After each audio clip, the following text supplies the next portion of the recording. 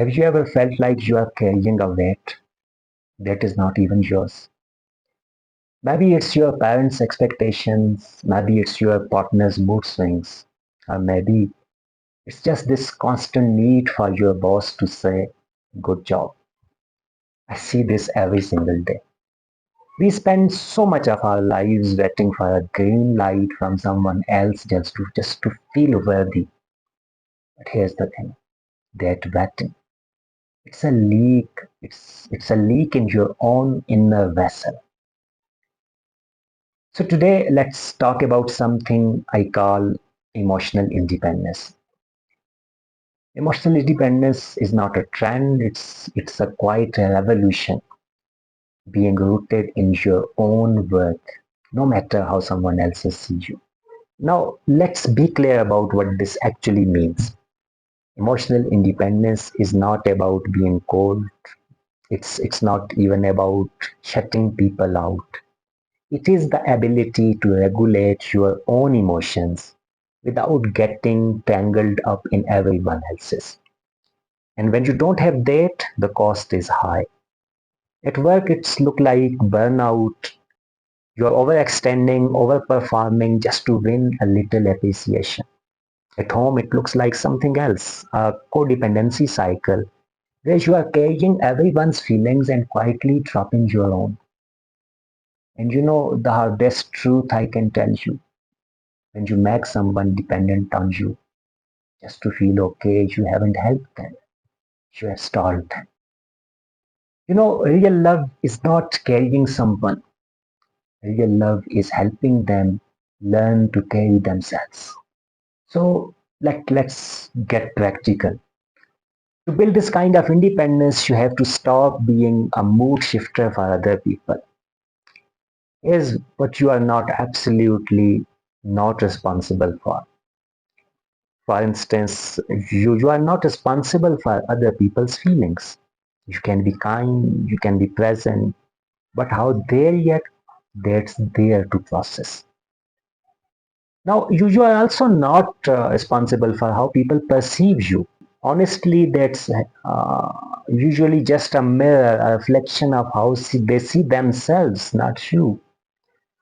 And you are either not responsible for fixing other people's problems, because when you fix everything for someone, you take away their chance to get stronger. And you are not even responsible for living up to everyone's expectations. Because if you keep chasing someone else's priorities, you will lose yours. Eventually, you will lose yourself. Now let's discuss the part nobody warns you about. The moment you stop being so easy to control, people notice, and some of them push back. So watch for these seven things. First is guilt. Suddenly you will feel that you are responsible for their disappointment. Secondly, criticism. The same decision that was fine last month, now it's selfish. People will start labeling you. You will become difficult simply because you are harder to influence now.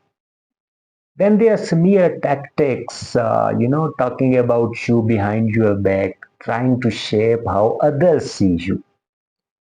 And then there's another thing, that is conditional kindness, affection that disappears the moment you don't comply. And then they'll keep on testing you, they'll push your boundary again and again. And you know why? Just to see if it is really real.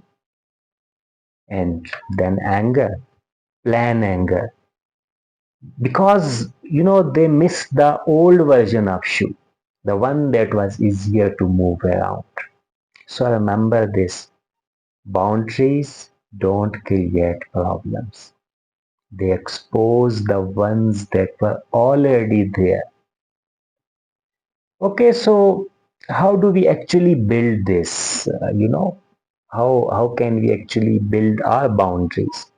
First of all, we need to validate ourselves. Before you ask someone else if you are right, pause for a moment. Just tell yourself, my emotions are valid. Second, use I statements. Say it plainly. I understand how you feel, but I need space to honor my own. And thirdly, try inner reparenting. So much of our dependency traces back to our childhood. So give yourself now the validation you didn't get back then. And fourthly, stay consistent. You don't need to raise your voice, just repeat your respectful no without apologizing for it. Consistency is what turns a boundary into self respect. Setting boundaries will disappoint some people, but it will also show you who actually respects you. Because true emotional freedom is not about controlling others, it's about refusing to let others control you.